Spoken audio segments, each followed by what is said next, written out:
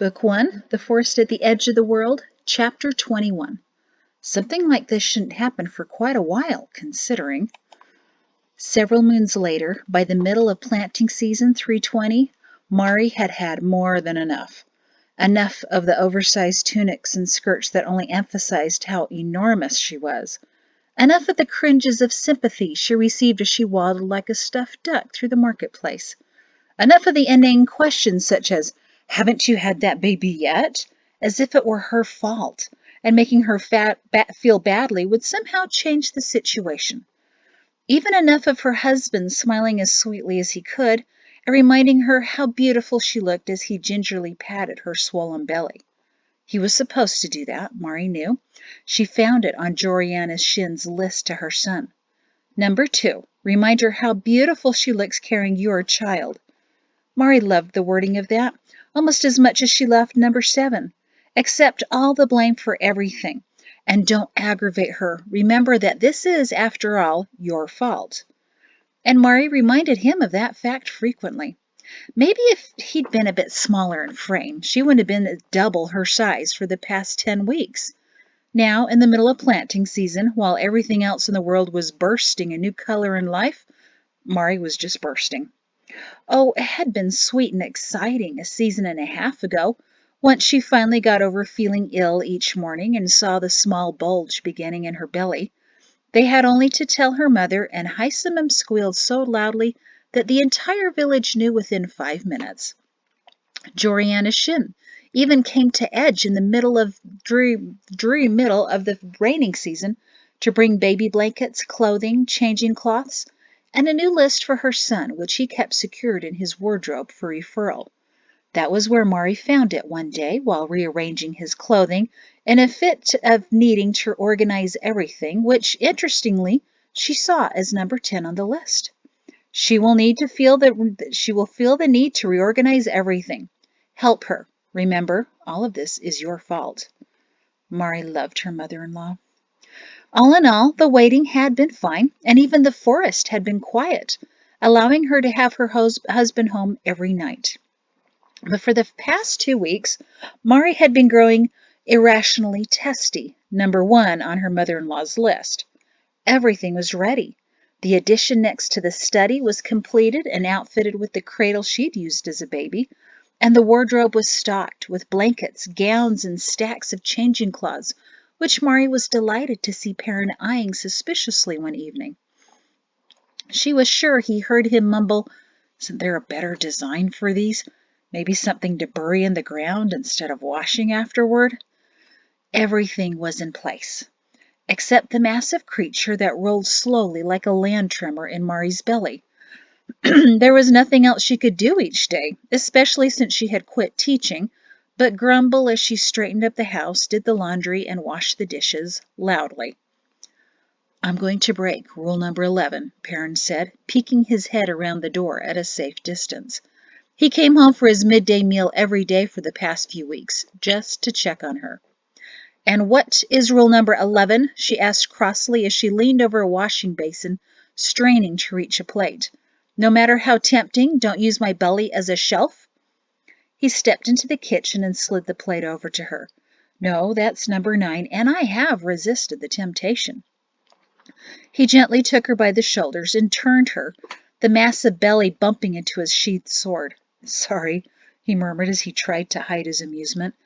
"My mother said I should never tell you that it will end, because at this point you simply won't believe me and may want to hurt me."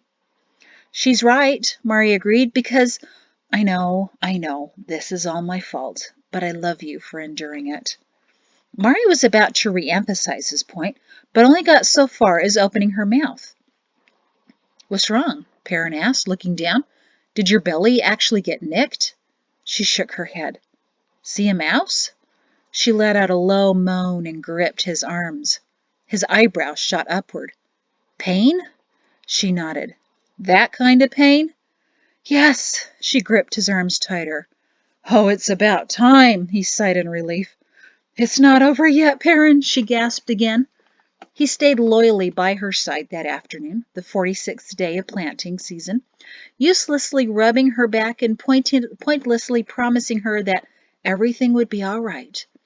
Hysamum and the midwives, retrieved by a messenger from the fort wondering where the captain was, tried to encourage Perrin to pace outside once Mari felt like someone was whacking her back with a timber. It wasn't until he saw a midwife strewing a bale of hay across the wooden floor by the hearth in the gathering room. Makes it easier to clean up the messes, she explained, that he willingly left. 2 hours later, an exhausted Mari, drenched with sweat and tears, and shocked that so much could change so quickly, stared at the bundle in her arms. Her mother and the midwives were surprised that the baby was so small. Mari's seemingly enormity must have been a trick of the eye, they decided, magnified by her slight frame. The baby probably came early. But she didn't know what they were talking about. Nothing about the newborn she spent the last hour and a half birthing seemed small. Downstairs in the kitchen, Hysamum was busily stirring up a late dinner, while upstairs one of the midwives helped Mari get comfortable into the bed where they had moved her. "It will be all right," she assured. "Just give them some time. They almost always come around." Mari shrugged. "Thank you again." The midwife nodded. "I'll be back later tonight to check on—" She stopped when she heard the door slam downstairs. "Mari!" Perrin's deep voice boomed throughout the house. The midwife picked up a bag of bloodied cloths, smiled in encouragement, and headed down the stairs. She nodded a greeting to the captain as Perrin bounded up to his bedroom. "Mari!" He stopped at the door and looked at her worriedly. "The other midwife said only that the baby was birthed and that it was a bit small. And your mother wouldn't tell me anything, so is it—" "It's all right," Mari smiled at him. "All the fingers and toes, cried, breathing." He took a step closer, his broad shoulders tense with concern. "So what's wrong?" She practiced her brave face. "Perrin, you have a daughter." Then she braced for his response. He stood motionless. "But—" Mari bit her lower lip. "Well—" His shoulders dropped in relief, and a grin spread across his face. "So she's all right? Healthy and everything?" He took another cautious step closer. "Yes." Mari began to smile more genuinely. "Mari," he said slowly, "did you think I would be upset about a baby girl?" His face softened and he sat carefully on the bed next to her. "I don't care what we have, as long as we get to have a child." "But are you sure?" she pressed. "4 generations of Shins have produced sons, officers. Perrin Shin daughter can't even join the army." He chuckled. "Perrin Shin's son might not want to join the army either. You know, I don't care about tradition. I'm rather progressive that way." He peered over into the bundle of blankets she held close to her chest. She held the bundle out to him. "Would you like to hold your daughter?" To her surprise, his eyes grew wet. "Absolutely," he whispered, and he took his newborn. In his massive hands, she really did look small. He could have held her with one hand, which he did. He slid back the blanket covering her head to see her hair. When she first emerged, Mari thought her matted hair was black, but after the midwives washed her, the newborn's hair was lighter and fuzzy. Perrin smiled as he ran his hand over it. "Your hair so far," he said to Mari. "What color are her eyes?" The newborn squinted to see what was making the noise, but she didn't open her eyes more than a crack. Mari felt her own eyes growing blurring to see how tenderly her husband held their daughter. "Grayish for now. One of the midwives said newborns she'd seen without eye color tend to go very dark. So your eyes later." Perrin softly kissed her tiny lips, and she squirmed and grunted. "She's beautiful, Mari," he beamed. "Perfect. Welcome to Edge, my little Ralphican." Perrin looked at her with mock sobriety. "Not Ralphican, then?" "Please, no." He gazed at his daughter, inspecting her features. "Well, then, what if we take 2 letters from your mother's name, 2 letters from my mother's name, toss in a couple other letters, then mix them all up for something new?" "Sounds like you've been watching my mother cook." "So, my tiny daughter," he whispered to her, "how do you feel about Jatesy?" Mari blinked. He came up with that rather quickly. Jatesy, he said again, trying out her name. Jatesy. Well, Mari, what else would I have been doing for the last 2 hours while pacing between here and the fort? I wasn't thinking about garters. You were coming up with baby names? I should be doing something useful, don't you think? He smiled at his baby. Mari grinned. I like it. Jatesy Shin. Just out of curiosity, what boy names did you come up with? He looked at her. I didn't think of any boys' names, only girls.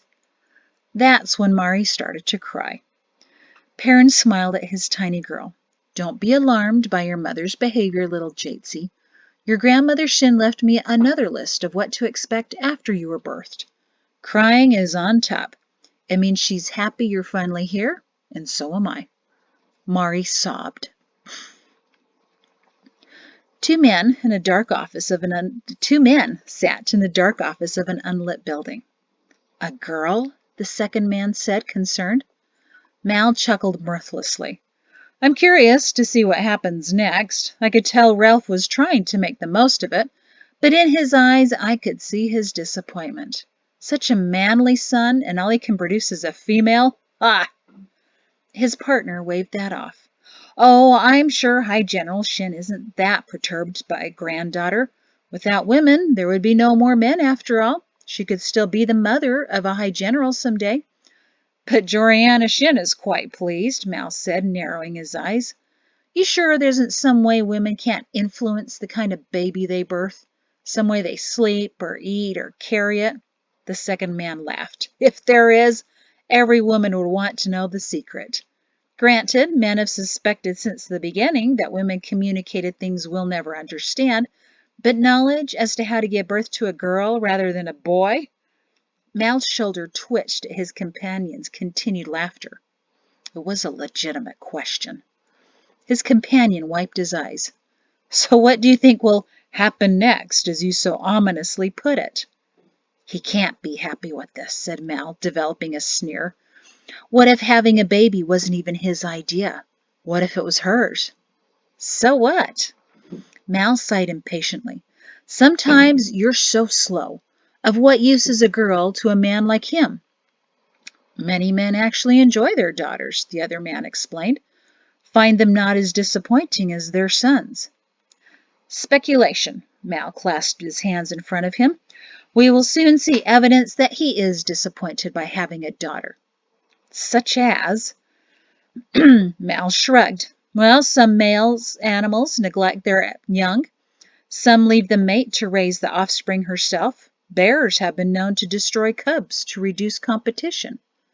The second man studied his companion. Interesting that you automatically assume some level of neglect or abuse. That's what you're biased to look for, so you'll likely miss what actually happens. Rather sloppy science, Nico. I'm expecting a counter-speculation, Doctor, Mal said coldly. The second man nodded once. Counter-speculation, then. Shin will surprise us, or rather, you again.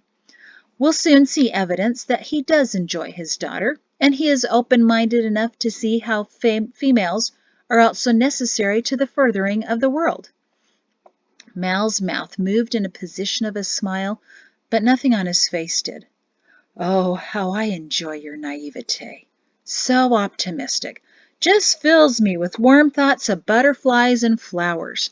Will you be traveling to Edge to bring the precious infant a pair of knitted booties then? What a wonderful idea, the man said. I've always wanted to check out the fishing in Edge.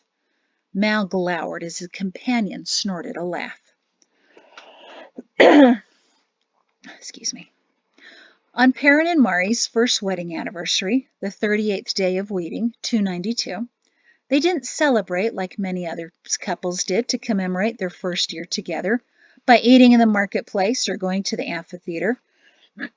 Instead, they sat leaning against each other on their sofa, Perrin cradling their 3 moons old little girl, who slept peacefully in his arms, while Mari closed her eyes in relief that Jatesy had been quiet for more than an hour for once. How long till she's sleeping through the night? Perrin whispered. I don't know, Mari whispered back, both of them worried they might wake her. 2 mothers last holy day told me their baby slept through the night from the very beginning. Ah, Perrin nodded. I noticed you had a murderous look in your eyes. That comment must have been what produced it. Then a midwife told me it can take half a year or more before they sleep through the night. You're not going to cry about that again, are you? Mari chuckled quietly. Just tears of exhaustion. That was on your mother's list, too. You were there when the fathers told you about weeping wives, right? He smiled. I have to admit, I never understood the need for parents to sit around talking about their children during the congregational meal, but now it's nice to know our daughter's normal. And you're mostly normal. It was a legitimate question. But Mari, to describe in detail to other parents while they are eating the nature and the amount of fluids Jatsi produces is not the best dinner conversation. Mari smirked. None of them flinched. They knew exactly what I was talking about, and you were relieved to know that it was normal for her to squirt out so much and so violently. He shrugged in reluctant agreement. I never appreciated them before now, Mari said, stroking Jatsi's soft light brown hair.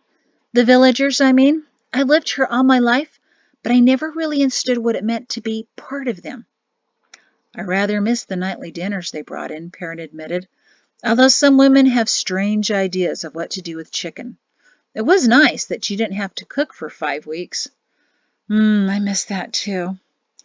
Mari, why don't you go upstairs and nap? Jatsi's got that thumb in her mouth again. She'll be quiet for a while. And miss her first anniversary? Your eyes are closed, my darling wife. You're missing it. Are you doing anything entertaining? She forced her eyes open. Not until Jatsi wakes up and I get her to laugh again. That sound has got to be the... And he stopped before he said the C word Mari had teased him that he would eventually utter. I'm not missing anything then. Perrin chuckled. Jatsi stirred at the low noise, and both of her parents held their breath. She stretched, grunted, and snuggled back into her father's arms. Her parents exhaled. It seemed to be so easy, Mari murmured quietly. Feed them, burp them, change them, put them to sleep. We had no idea what we were getting into, did we? Perrin smiled. I wonder if we'll ever get the hang of it before she outgrows us. Bath time is entertaining, I'll admit that. And you've become quite expert at changing cloths. I think you're the only man in Edge who is. Just don't let anyone know about that. Not very dignified for the commander of the fort at Edge to be known as a dirty cloth changer. Just remember it's because you have a strong stomach, Captain Shin. And don't you forget it. He ran his finger along Jatsi's soft cheek. She's already getting bigger and fatter. That's good, right? Baby fat is very good. As surprising as all of this has been, I must admit I'm enjoying it. She really is quite... He faltered to find the right word. Say it. I dare you. The C word as your anniversary gift to me. All right. She's cute. He sighed in amused resignation. There. Satisfied? Mari cuddled into him. Completely. Happy anniversary, Mr. Shin. It always will be with you, Mrs. Shin. Excuse me. 2 months later, Jatsi was 5 moons old and learning to sit, snatch food off her parents' plates, and laugh easily. And Mari and Perrin began to feel a bit of confidence in what they were doing. Until Mari awoke one morning in the 2nd week of harvest to a most unusual feeling. Not that it wasn't familiar, just very unexpected. She wished Perrin still had the bucket under the bed, and when the feeling didn't pass, she made a quick trip to the washing room. Then she sat, stunned, on the small sofa, wondering if it was something she ate or... No, it couldn't be that. Absolutely not already. Now, the law was that each woman could birth only 2 children in order to keep the population from overtaxing their resources.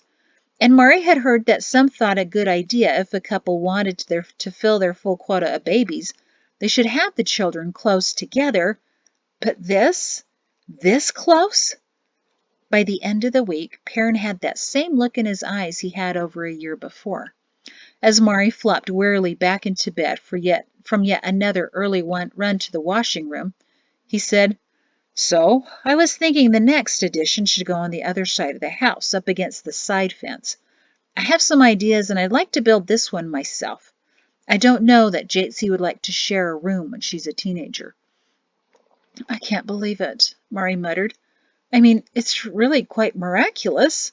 Something like this shouldn't happen for quite a while, considering—" Then the tears began to fall. "But Perrin, Jatesy's still not sleeping through the night," she wailed. "We'll never sleep again."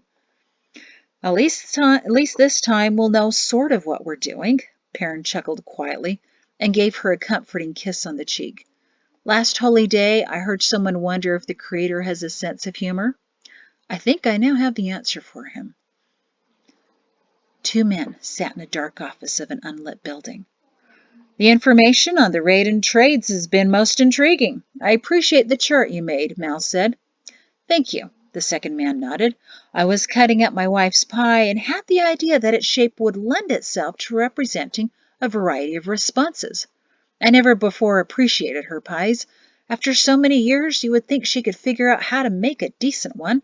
This one was still undercooked, but at least So," Mal said, cutting off his partner before he went into too much detail about his disappointing dessert. "Edge has been very quiet for a few moons, hasn't it?" "Well, I suppose you could say that," the second man said. "At least the forest's been quiet." "Wait a minute. You haven't heard the news." "News? What news?" "I thought that was the real reason for our meeting tonight, that you're going to twist this into verifying your speculation." "What are you talking about?" Mal demanded. His partner chuckled to prolong Mal's irritation. "It seems our Captain Shin has been a very busy man. Truly, Ralph didn't tell you." Mal nearly had smoke coming out of his ears. "They kept it quiet for a time, the shock of it all, but—" The second man leaned closer to him. "The captain's going to be a father again, by the end of next planting season, most likely." "No!" Mal exclaimed. His companion grinned. "Yes." "He's taken a mistress?" "No," the middle-aged man laughed. "His wife's expecting again." "That will be two in just over a year's time?" Mal said in disbelief. Is that typical, Doctor?" The doctor shook his head. "No, but not unheard of. You see, in some cases, the female can still—" "Ha!" Mal cut him off in sudden realization. "And also because the anatomy of women was never anything he was ever interested in. It is my speculation. He's so dissatisfied with the girl that he's desperately trying for a boy. There." The second man shrugged.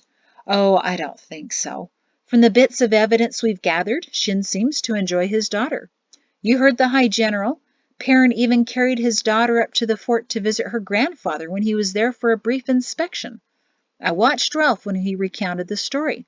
Speaking as a doctor, I believe I saw a spark of approval in his eyes." Mal scoffed at that. "There were women in the room, too. Ralph was merely trying to play a proud grandfather role, to show he has a family side to him, that's all." "That's all you choose to see," his partner said reprovingly. "Nico, consider that you may be losing your objectivity."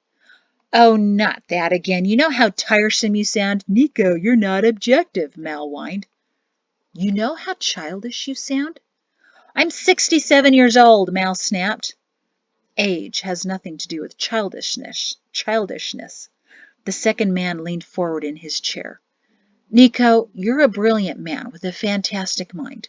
Your ability to analyze is unsurpassed. But for some reason, whenever the discussion comes around to Perrin, Shin, or Ralph, you become completely irrational. I see a bead of sweat on your forehead. How's your heart?"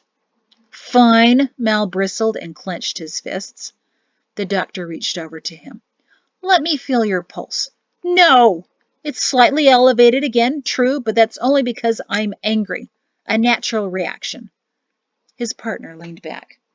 "So you plan to die before you see the conclusion of this extraordinary study of yours? Because that's what your fury is going to do to you. Stop that heart before your mind is ready to quit. Mal took a few deep breaths. See? Better already. Oh, yes, the doctor nodded cynically. I see the tranquility in your eyes. Nico, you're not fooling me. Tell me, why do you let him get to you? How can you be so analytically objective in everything else, but not when it comes to the shins? I don't know, Mal hissed. Do I need a reason? You think running the world is easy? You oversee only 1/22nd of it. I oversee it all. Every soldier and citizen is under my watch, and I'm doing an exceptional job. If I choose to vent my irritations and rage on one family who isn't even around to feel it, how is that a problem? Objective? No one is objective, my friend. Irrational? Every person in the world has their moments of irrationality. Look on that shelf. I've documented thousands of displays of irrationality. If I had enough time, I could find a moment of illogical thought and reasoning in every last person in the world. You're the one who keeps telling me to take a walk every now and then. Do my heart some good to get the heart rate up? Well, it's up now. How is this not as healthy as taking a walk, doctor? His partner only blinked. Are you about finished with your little tirade? We need a new plan for Shin. Wait a minute. I barely compiled the report on the raid and trades. It will take us seasons to go through that information.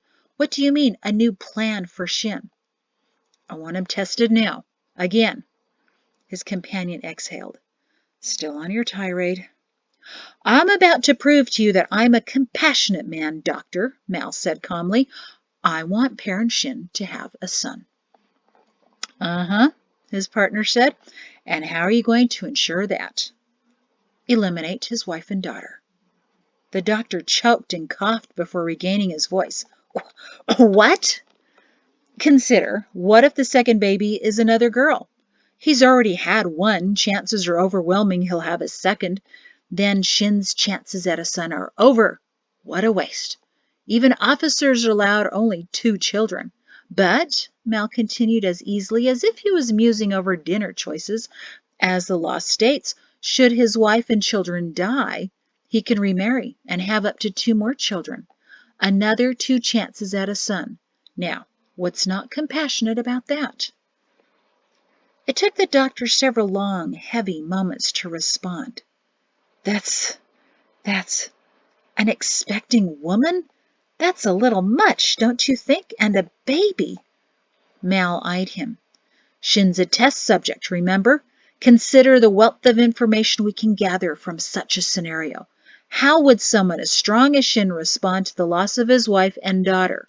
What we would learn could better in the entire world in terms of recommendations coming out of the Office of Family on ways to handle grieving.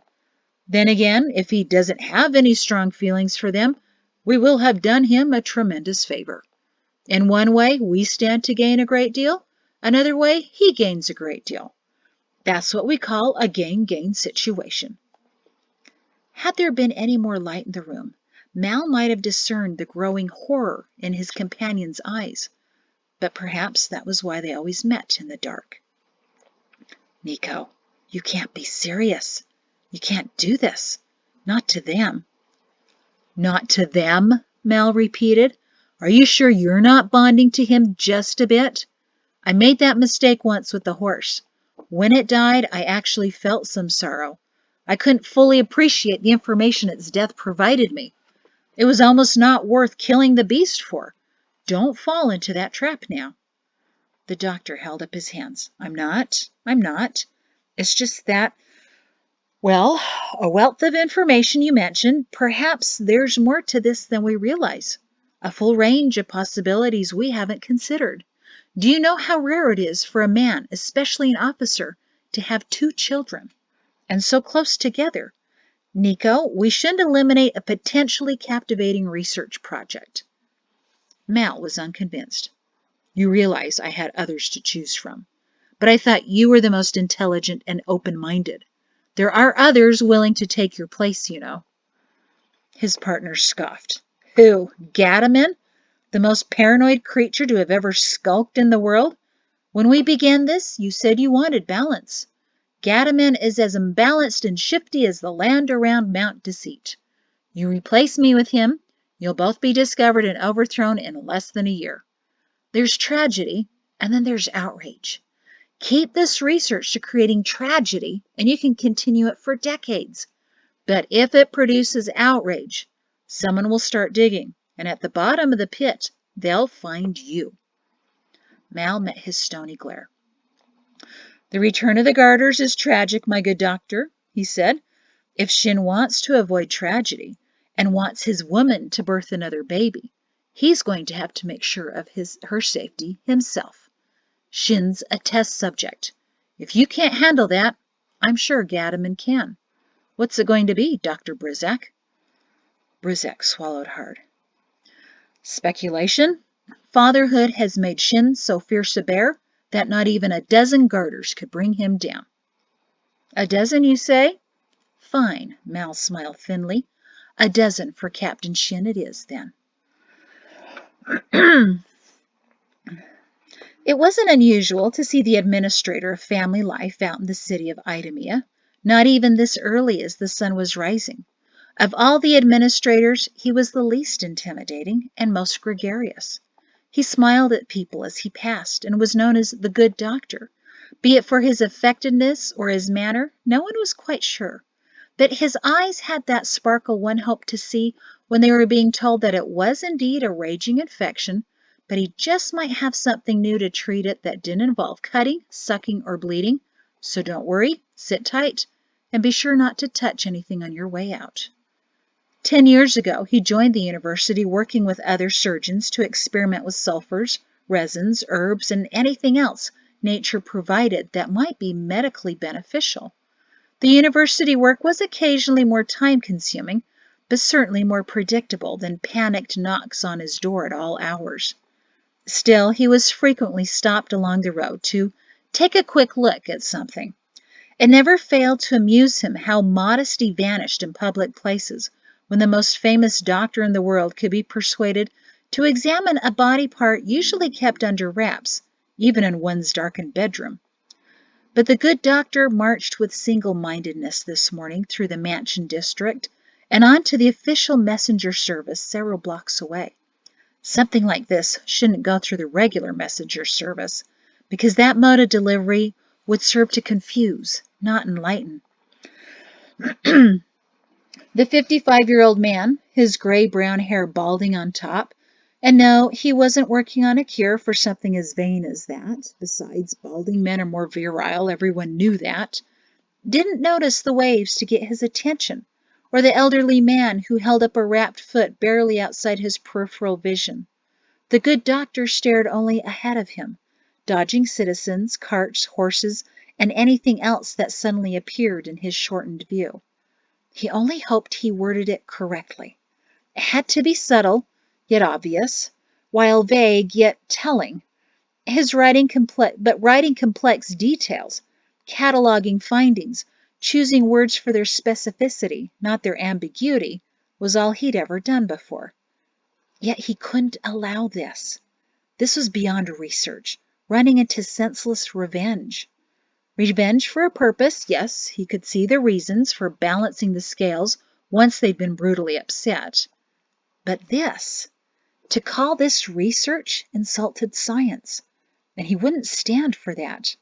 It was now a cruel game, and the main participant didn't even know he was playing. He deserved a fighting chance, and the good doctor was going to give him one. After all, it was the doctor who gave Wiles's map of Edge to Mal, marked with the future Mrs. Shin's home. He was merely evening the odds.